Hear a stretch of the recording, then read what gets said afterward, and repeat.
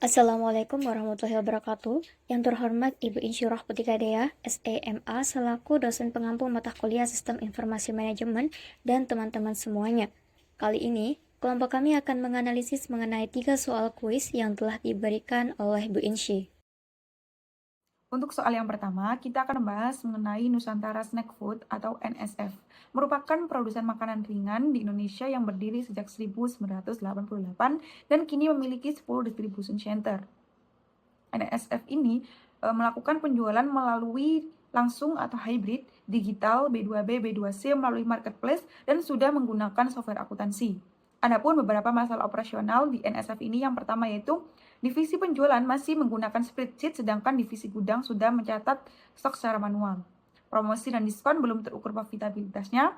Perencanaan permintaan yang buruk menyebabkan inefisiensi produksi. Biaya logistik tinggi meningkatkan risiko kehilangan pelanggan, dan permintaan distributor yang fluktuatif memicu pembengkakan safety stock. Apakah dibutuhkan implementasi ERP sistem pada NSF dan mengapa? Jadi, NSF ini sangat membutuhkan implementasi ERP sistem karena beberapa alasan utama. Yang pertama, sistem yang tidak terintegrasi, kesulitan koordinasi antar departemen, kebutuhan visibilitas real time, dan yang terakhir yaitu skala bisnis yang terus berkembang. Ini merupakan beberapa masalah operasional yang terjadi pada NSF. Dalam menghadapi persaingan bisnis yang terus berkembang dan semakin ketat, NSF ini sangat membutuhkan visibilitas secara real time. Jadi, sistem ERP ini dapat menjadikan solusi penting untuk menyatukan seluruh proses bisnis dalam satu sistem terpadu yang terintegrasi dan dapat diakses secara real time. Apakah penggunaan ERP sistem ini dapat mengatasi masalah NSF dan bagaimana analisanya? Jadi, ERP ini dapat mengatasi masalah-masalah pada NSF karena sistem ini mengintegrasikan data penjualan dan gudang secara otomatis melalui modul sales and inventory sehingga menghilangkan ketidaksinkronan antar divisi. Masalah promosi yang tidak terukur dapat diatasi dengan modul CRM dan marketing analytics. Untuk produksi, ERP menyediakan fitur MRP dan produksi planning yang meningkatkan efisiensi. Biaya logistik dapat ditekan lewat optimasi rute dan pelacakan secara real time. Fluktuasi permintaan distributor ditangani dengan modul demand forecasting, sementara pembengkakan safety stock dikendalikan lewat perhitungan stok optimal berdasarkan data historis. Meskipun begitu, keberhasilan ERP dapat bergantung pada implementasi yang tepat dan kualitas data yang digunakan. Adapun tantangan yang dihadapi perusahaan saat mengimplementasikan sistem ERP dan bagaimana cara mengatasinya. Untuk tantangannya sendiri yaitu biaya yang tinggi, solusinya dengan menggunakan pendekatan modular dan memilih ERP yang berbasis cloud jika memungkinkan. Tantangan yang kedua yaitu perubahan budaya organisasi dengan melakukan perlibatan intensif atau pelatihan intensif dan sosialisasi sejak awal. Tantangan yang ketiga yaitu kekurangan sumber daya manusia yang ahli. Dengan ini kita dapat melibatkan konsultasi ERP yang berpengalaman dan merekrut staf IT pendukung. Untuk tantangan yang keempat yaitu migrasi data yang kompleks dengan melakukan proses data cleansing dan audit data sebelum migrasi. Tantangan yang terakhir yaitu gangguan operasional saat transisi dengan menerapkan sistem paralel atau dual run sebelum transisi penuh ke ERP. Bagaimana alur integrasi antara SCM dan CRM dengan ERP sistem dan implementasi ini tuh dapat meningkatkan efisiensi dan efektivitas proses bisnis apa? Jadi, alur integrasi CRM ini terhubung dengan modul sales and marketing untuk mengelola informasi pelanggan, feedback, dan riwayat pembelian, dengan memberikan insight untuk kampanye promosi dan program loyalitas yang efektif. Untuk SCM sendiri ini terhubung dengan modul produksi, inventory, dan logistik yang digunakan untuk mengatur penggandaan bahan baku, jadwal produksi, dan pengiriman, yang dapat merespon permintaan pasar secara dinamis. Efek integrasi terhadap efisiensi ini yaitu eliminasi proses duplikasi, penurunan lead time dari permintaan sampai pengiriman, stok lebih optimal dan tidak kelebihan atau kekurangan. Untuk efek terhadap efektivitas sendiri, data penjualan dan pelanggan dikaitkan langsung ke perencanaan produksi, kemampuan untuk melacak performa promosi dan perilaku pelanggan, dan pengambilan keputusan berbasis dan menyeluruh dan akurat. Apakah model penjualan NSF sangat ini dapat membantu dalam meningkatkan pemasaran mereka? Jelas. Model penjualan hybrid di NSF ini dapat mendukung peningkatan pemasaran karena beberapa alasan utama, yaitu yang pertama penjualan langsung yang dikendalikan penuh oleh harga brand, yang kedua distribusi melalui mitra itu dapat memperluas jangkauan wilayah, dan yang ketiga itu penjualan digital, B2B dan B2C itu melalui marketplace dapat menjangkau segmen pelanggan yang berbeda dan mendukung pemasaran digital, serta memberikan data secara real-time untuk pengambilan keputusan secara cepat. Tetapi, dengan begitu, adapun tantangan yaitu integrasi data antar channel harus diperhatikan agar strategi pemasaran dan supply dapat berjalan secara sinkron. Jelaskan seberapa penting Private Industrial Network dibandingkan dengan marketplace dalam kasus NSF. Apakah masih relevan digunakan? Jadi, Private Industrial Network ini platform itu lebih tertutup antara produsen dan mitra B2B. Cocok untuk transaksi besar dan rutin. Data pelanggan, harga, dan transaksi dikendalikan sepenuhnya. Sedangkan marketplace ini platformnya itu lebih terbuka ke konsumen umum, cocok untuk penjualan massal ke konsumen retail, dan marginnya itu lebih kecil, ketergantungan pada platform eksternal. Jadi, dalam konteks NSF ini, private network itu tetap relevan untuk menjaga hubungan bisnis jangka panjang dan stabil dengan distributor yang besar. Sedangkan marketplace ini juga penting dalam NSF ini untuk menjangkau konsumen retail secara luas. Jadi, strategi terbaik dalam NSF ini menggunakan kombinasi keduanya. Dengan sistem ERP ini juga bisa mengelola semua channel secara terintegrasi. Bagaimana hubungan antara e-commerce dengan SCM dan CRM dapat berguna bagi pengambilan keputusan manajemen NSF. Jadi, e-commerce itu menggunakan data penjualan untuk memberikan insight tentang tren produk favorit musim permintaan. Sedangkan CRM ini untuk data pelanggan yang digunakan untuk memberikan informasi tentang preferensi, loyalitas, dan perilaku pelanggan. Yang terakhir, SCM ini merupakan rantaian pasok yang digunakan untuk menyesuaikan ketersediaan barang produksi dan distribusi sesuai permintaan e-commerce. Jadi manfaat untuk pengambilan keputusan manajemen untuk ketiganya sendiri yaitu forecasting permintaan yang lebih akurat, strategi promosi dan produk berdasarkan data pelanggan, pengendalian inventaris lebih efisien untuk menghindari dead stock atau kekurangan barang. Yang terakhir, peningkatan customer satisfaction melalui pengiriman tepat waktu dan layanan yang responsif. Baik, selanjutnya kita akan menjawab soal nomor 2. Setelah kelompok kami menonton video live YouTube-nya Walmart, kemudian kami melakukan analisis dan mendapatkan kesimpulan sebagai berikut. Baik, yang pertama kita akan menjawab poin A terlebih dahulu. Tanggapan atas tayangan YouTube dikaitkan dengan buku referensi Loudon pada bab Managing Knowledge. Nah, dari kelompok kami di sini terdapat 4 poin yang dapat kami tangkap dari video tersebut. Yang pertama ada penerapan intelligent teknik, di mana video tersebut memperlihatkan bagaimana Walmart ini memanfaatkan teknologi kecerdasan buatan seperti generative AI, agnetic AI, ataupun matching Neuralink untuk mentransformasi pengalaman pelanggan dan juga produktivitas karyawannya. Nah, dari hal ini itu dapat kita lihat bahwa hal ini tuh sama dengan konsep managing knowledge menurut Loudon. Jadi di mana organisasi itu membangun proses untuk menciptakan, menyimpan, mentransfer, dan juga menerapkan pengetahuan demi peningkatan kinerja bisnis. Nah, kemudian di poin yang kedua ada knowledge work system atau KWS. Nah, sepertinya Walmart ini itu sudah mulai mengembangkan sistem seperti KWS yang mendukung pekerja pengetahuan, terutama untuk mereka yang berada di bidang teknologi, logistik, dan juga perencanaan strategi dalam menciptakan dan menerapkan pengetahuan baru melalui simulasi, analitik prediktif, dan juga integrasi sistem. Kemudian di poin yang ketiga, di sini kita dapatkan knowledge dissemination and application. Jadi Walmart ini juga menerapkan bahwa AI itu tidak hanya untuk mengumpulkan suatu informasi, tapi juga untuk menyebarkan dan juga menerapkannya dalam proses bisnis. Nah, sesuai dengan prinsip itu, maka pengetahuan itu harus digunakan dalam pengambilan keputusan nyata agar menghasilkan nilai-nilai bisnis. Kemudian untuk penerapannya sendiri, penerapan AI dalam pelatihan karyawan atau peningkatan pengalaman pelanggan toko fisik dan online itu mencerminkan proses aplikasi itu sebagai pengetahuan secara sistematis.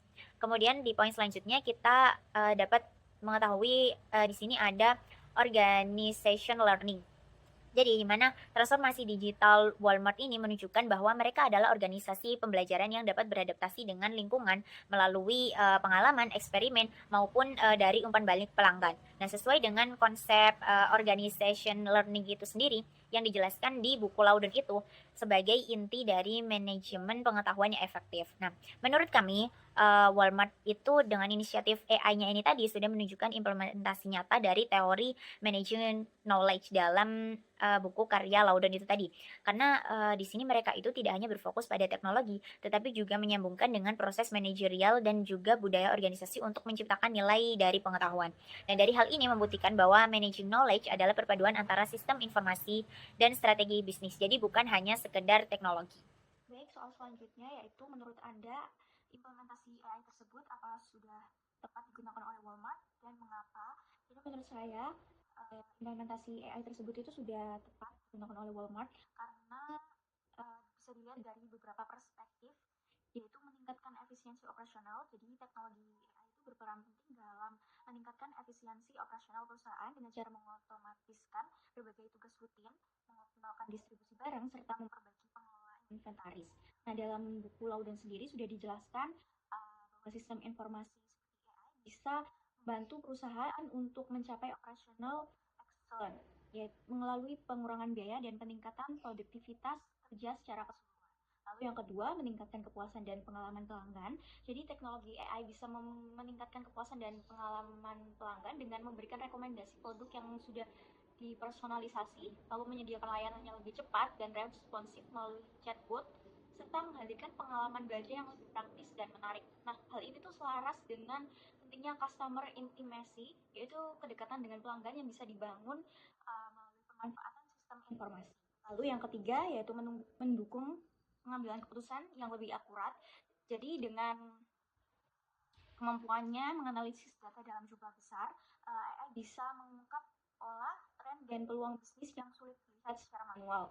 Nah, hal ini itu sejalan dengan konsep business intelligence, yaitu penggunaan teknologi membantu pengambilan keputusan dengan lebih strategis dan berbasis data.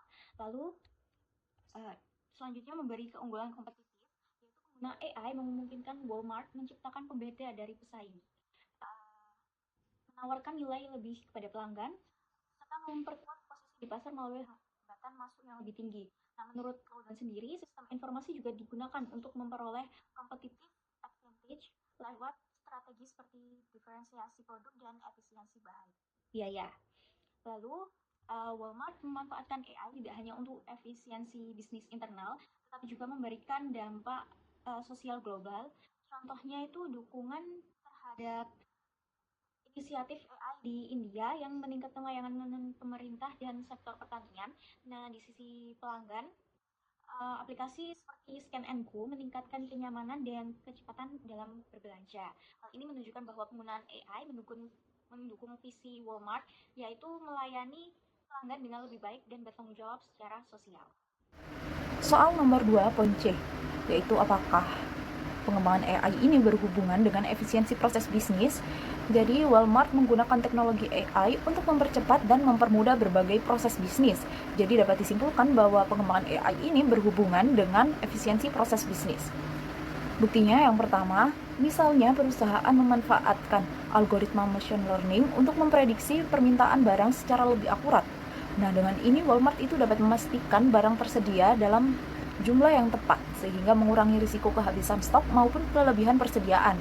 Yang kedua yaitu menerapkan AI dalam otomasi gudang, di mana proses penyortiran dan pengemasan barang ini dilakukan dengan bantuan sistem, di mana penggunaan teknologi ini memungkinkan proses logistik menjadi lebih cepat dan efisien.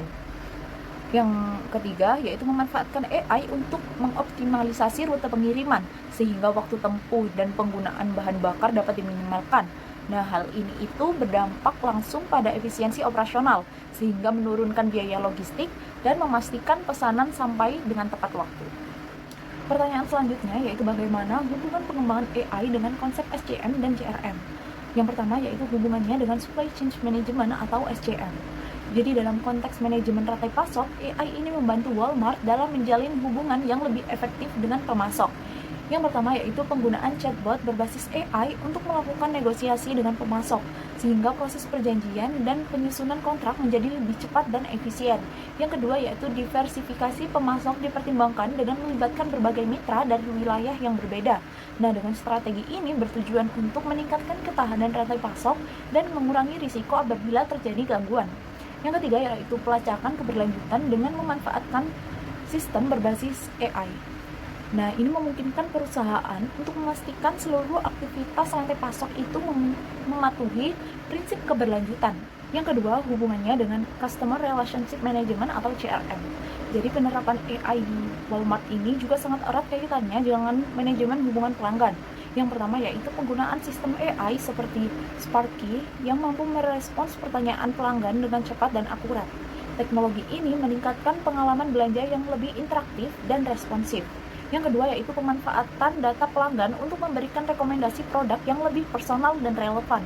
Nah, dengan demikian, pengalaman belanja menjadi lebih disesuaikan dengan keinginan masing-masing pelanggan. Yang ketiga yaitu penerapan AI dalam perencanaan tata letak toko dengan menggunakan teknologi digital twin. Walmart ini dapat merancang susunan produk atau jalur belanja secara lebih strategis sehingga mempermudah pelanggan dalam menemukan barang yang mereka butuhkan. Yang selanjutnya, bagaimana pengembangan teknologi dapat berdampak pada pengambilan keputusan di SS dan ISS di Walmart. Yang pertama, dengan bantuan AI, Walmart bisa mengolah banyak data dengan cepat dan akurat. Ini membantu para pengambil keputusan untuk membuat keputusan yang berdasarkan fakta dan data nyata. Yang kedua, banyak pekerjaan rutin dan analisis data yang sekarang bisa dilakukan otomatis. Ini membuat proses pengambilan keputusan jadi lebih cepat sehingga Walmart bisa segera merespon perubahan pasar atau peluang bisnis. Yang ketiga, AI bisa digunakan untuk mensimulasikan berbagai kemungkinan atau skenario. Ini sangat membantu ketika harus memilih dalam situasi yang rumit karena bisa terlihat dampak dari setiap pilihan sebelum diputuskan. Dan yang keempat, dengan teknologi seperti dashboard atau alat visualisasi data, informasi penting jadi lebih mudah dibaca dan dipahami oleh semua orang di perusahaan. Jadi, bukan cuma atasan saja, tapi semua karyawan juga bisa ikut ambil bagian dalam pengambilan keputusan yang lebih baik. Dan berikut dampak teknologi pada DSS atau Decision Support System di Walmart. Yang pertama, optimalisasi inventory berbasis AI. Walmart menggunakan algoritma AI untuk menganalisis data historis, pola cuaca, dan tren belanja konsumen guna memprediksi permintaan produk. Sistem ini mengurangi stock out hingga 30% dan kelebihan stok, sekaligus memangkas biaya logistik sebesar 15%. Yang kedua, penetapan harga dinamis. DSS menggabungkan data kompetitor, perilaku konsumen, dan biaya operasional untuk merekomendasikan harga optimal. Selama Black Friday, AI menyesuaikan harga 10.000 lebih produk per jam secara real time tanpa mengorbankan margin. Yang ketiga, manajemen rantai pasok terintegrasi. Teknologi RFID atau Radio Frequency Identification dan platform retailing memfasilitasi pelacakan inventory real time dan kolaborasi dengan 100.000 lebih pemasok. Sistem ini mengurangi waktu pengadaan dari 3 minggu menjadi 3 hingga 5 hari saja. Lalu, untuk dampak teknologi pada ISS atau Executive Support System di Walmart. Yang pertama, analisis makro untuk keputusan strategis. ISS di Walmart memanfaatkan data warehouse berbasis cloud untuk memproses 2,5 juta transaksi per jam. Data ini digunakan eksekutif untuk mengevaluasi ekspansi pasar atau akuisisi, seperti analisis potensi lokasi toko baru berdasarkan data demografis dan tren ekonomi. Yang kedua, prediksi tren jangka panjang. Big data dan machine learning menganalisis 100 juta kata kunci per hari untuk mengidentifikasi pola konsumsi global. Contohnya seperti prediksi kenaikan permintaan produk ramah lingkungan mendorong Walmart untuk meningkatkan stok barang berkelanjutan. Dan tipe keputusan apa yang lebih cocok sebagai output dari pengembangan teknologi yang dilakukan? Analisis pertama, ada keputusan semi terstruktur. Ini tipe yang paling cocok untuk hasil dari pengembangan teknologi di Walmart. Dikarenakan keputusan ini melibatkan kombinasi antara sistem otomatis seperti AI atau data analisis dan penilaian manusia. Nah, teknologi seperti AI itu bisa memberikan rekomendasi atau prediksi tetapi tetap membutuhkan pertimbangan manusia untuk mengambil keputusan akhir. Contohnya seperti penetapan harga dinamis, perencanaan promosi, serta manajemen rantai pasok dan lain sebagainya. Lalu ada keputusan terstruktur yang dimana sifatnya rutin, berulang, dan bisa diselesaikan sepenuhnya oleh sistem tanpa campur tangan manusia. Di Walmart, keputusan ini sudah diotomatisasi menggunakan teknologi seperti sistem AI dan DSS. Contohnya melalui retailing yang secara otomatis mengelola data penjualan, stok, dan pengadaan barang. Sistem ini membuat proses lebih cepat, efisien, dan akurat karena semua sudah berdasarkan data real time. Contohnya seperti pemesanan barang otomatis, pengisian ulang inventory otomatis, penagihan piutang, dan penjadwalan pengiriman. Dan yang terakhir, ada keputusan tidak terstruktur. Ini merupakan keputusan yang bersifat strategis, kompleks, dan tidak rutin. Keputusan jenis ini tidak bisa diselesaikan hanya dengan sistem otomatis karena membutuhkan analisis mendalam, intuisi, pengalaman, serta pertimbangan manajemen tingkat atas. Meskipun teknologi seperti ISS dan data warehouse membantu menyediakan informasi makro dan tren besar, keputusan akhir tetap berada di tangan eksekutif. Contohnya seperti ekspansi ke pasar baru, terus ada merger dan akuisisi. Jadi kesimpulannya, tipe keputusan yang lebih cocok sebagai output dari pengembangan teknologi yang dilakukan adalah semi terstruktur dan terstruktur. Baik, saya akan mencoba menjawab pertanyaan nomor 3A terkait mengapa platform TikTok itu tidak dapat diakses di negara China, padahal developernya, yakni perusahaan ByteDance itu berasal dari negara tersebut. Memang hal ini sedikit membingungkan dan aneh ya, di mana perusahaan pengembang yang menghasilkan produk global seperti TikTok justru negara asalnya itu tidak menggunakan produk tersebut. Nah, tapi kita tidak boleh salah paham ya teman-teman, di mana setelah kita melakukan penelusuran dan membaca berbagai sumber, itu diketahui bahwasanya ini merupakan bentuk strategi cerdas justru bagi negara China untuk menjaga dan memperkuat ekosistem digital di negara mereka. Jadi, sebelum TikTok versi global itu diluncurkan oleh perusahaan ByteDance di tahun 2017, pada tahun 2016 itu China sudah memiliki TikTok versi lokal mereka sendiri, di mana platform itu bernama Douyin. Douyin itu dikembangkan sesuai dengan aturan yang berlaku oleh pemerintah lokal seperti itu. Jadi dua platform ini atau dua aplikasi ini terpisah ya, antara Douyin dan uh, TikTok versi global. Meski dikembangkan oleh pengembang yang sama, logonya juga hampir sama, tampilannya juga hampir sama, tapi mereka adalah dua aplikasi yang berbeda. Dari segi akses, kalau Douyin itu hanya bisa diakses oleh warga negara China sendiri dan di ruang lingkup negara China. Di luar negara China biasanya tidak bisa diakses. Kemudian hanya bisa diunduh di HP-HP keluaran China, seperti itu menurut sumber yang saya terima. Sedangkan kalau misalnya TikTok versi global itu kan bisa diunduh di mana saja dan kapan saja. Jika kita di luar China ingin mengunduh Douyin maka tidak bisa, akan dialihkan ke TikTok versi global. Terus perbedaan yang kedua, kenapa ini merupakan aplikasi yang terpisah dari segi algoritmanya, mereka pun berbeda di mana Douyin ini lebih memprioritaskan algoritma ini memprioritaskan konten-konten edukasi yang menambah skill dan wawasan. Mereka juga punya fitur-fitur yang lebih lengkap dan lebih canggih seperti itu. Sedangkan kalau misalnya di TikTok versi global itu algoritmanya mereka lebih ke menyesuaikan preferensi dari si pengguna layaknya platform-platform hiburan pada umumnya seperti itu. Nah, mengapa sih kok TikTok versi global ini dibatasi di negara Cina atau developernya dari negara mereka sendiri? Nah, berikut poin-poin yang berhasil kami rangkum. Selain karena China sendiri sudah memiliki TikTok versi lokal mereka sendiri yang diatur sedemikian rupa menyesuaikan aturan pemerintah China yang sangat ketat, yakni TikTok versi lokal bernama Douyin. Uh, Alasan selanjutnya adalah karena kontrol informasi dan keamanan data, di mana mereka merasa siapa negara yang berhasil memegang data itu mereka punya kendali yang lebih besar akan adanya hal itu. Nah, China itu terkenal dengan Great Firewall, di mana mereka itu terkenal sebagai tembok digital yang memblokir segala inovasi teknologi dari negara-negara asing. Contohnya teknologi seperti software seperti Google, Facebook, Instagram, dan ini juga TikTok versi global. Karena kenapa hal ini mereka lakukan? Karena mereka sangat mempertimbangkan keamanan data pengguna. Jadi, penggunaan Douyin itu mereka rasa lebih aman. Mereka membuat teknologi sendiri itu lebih aman karena servernya atau datanya itu disimpan di China sendiri menggunakan server lokal. Sementara kalau misalnya mereka menggunakan TikTok versi global, maka servernya itu berada di Amerika maupun Singapura, sehingga itu mereka merasa itu adalah sebuah ancaman atau resiko atas keamanan nasional mereka. Mereka nggak rela jika datanya itu tersebar luas di luar negeri seperti itu. Dan yang kedua, yakni terkait dengan strategi proteksi pasar domestik. Nah, strategi proteksi pasar domestik seperti yang kita tahu memang China itu membatasi atau tidak menggunakan inovasi yang berasal dari luar negeri seperti Instagram, Facebook, WhatsApp. Tapi mereka juga mengeluarkan hal-hal solusi yang memang standarnya nggak kaleng-kaleng. Mereka juga mengeluarkan aplikasi serupa sendiri dan untuk negara mereka sendiri, contohnya ada WeChat, Weibo, Alipay, dan lain-lain. Semuanya itu berjaya di dalam negeri, termasuk juga Douyin ini.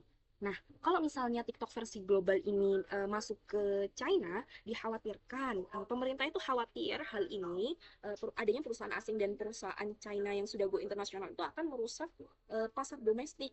Jadi dominasi pemain lokal itu akan kalah seperti itu. Dan yang kedua, yakni hal ini menurunkan kontrol pemerintah karena distribusi kontennya yang terlalu bebas seperti itu. Jadi kalau pakai TikTok versi global, kontennya kan terlalu bebas, pemerintah jadi mengontrolnya itu akan lebih kesulitan.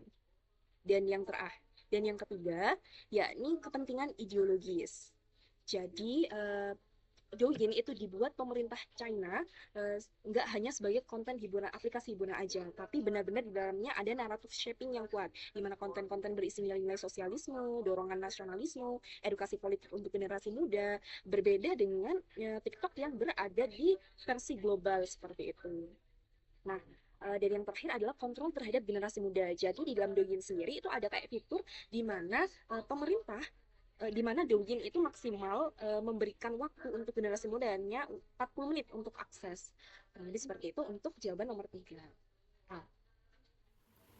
Baik, untuk slide yang selanjutnya yakni soal nomor 3B terkait dengan adanya perbedaan antara TikTok versi global dan versi lokal China bernama Douyin, apakah akan menimbulkan dampak pada bisnis internasional perusahaan? Baik, saya akan menjawab pertanyaan nomor 3B, yakni adanya perbedaan antara TikTok versi global dengan Douyin, apakah dapat berdampak pada bisnis internasional perusahaan? Jadi seperti yang kita sebutkan sebelumnya ya teman-teman, di mana Douyin dan TikTok versi global itu dikembangkan oleh perusahaan yang sama, yakni ByteDance. Apakah hal ini akan memberikan dampak bagi perusahaan tersebut jika terjadinya pemisahan? maka dapat saya katakan bahwa tentu saja akan membawa dampak yang cukup signifikan dan besar. Nah, hal ini dapat kita lihat dari sisi positifnya dan sisi negatifnya. Akan saya kupas satu persatu. Untuk yang pertama, yakni dari sisi positifnya, dengan memisahkan antara TikTok dengan Douyin, ByteDance itu bisa menghindari larangan total di Amerika Serikat dan Eropa. Contohnya saja, saat Amerika Serikat menuduh TikTok mengancam keamanan nasional, ByteDance bisa membuktikan bahwasanya data pengguna Amerika Serikat itu nggak tersambung loh dengan China karena TikTok dan Douyin itu adalah dua aplikasi yang berbeda. Jadi kontennya itu tidak berkaitan satu sama lain, tidak bisa saling mengakses satu sama lain. Kemudian dampak positif yang kedua juga mereka bisa memaksimalkan pendapatan dari dua aplikasi yang berbeda, dari dunia yang berbeda, di mana Douyin itu lebih menguasai e-commerce live streaming di China. Nilai pasarnya itu sekitar 480 miliar dolar pada 2023. Sementara TikTok fokus pada iklan dan TikTok Shop di pasar seperti Amerika Serikat dan Asia Tenggara. Nah, sedangkan kalau dampak negatifnya dari strategi ini adalah mengeluarkan biaya yang cukup mahal dan tentunya rumit. Bayangkan saja ByteDance, perusahaan teknologi, harus mengelola dua aplikasi, dua konten, dua server data, dua model bisnis, semuanya berdobel-dobel. Biaya operasionalnya itu bisa mencapai 1 miliar dolar per tahun hanya untuk moderasi konten di TikTok global.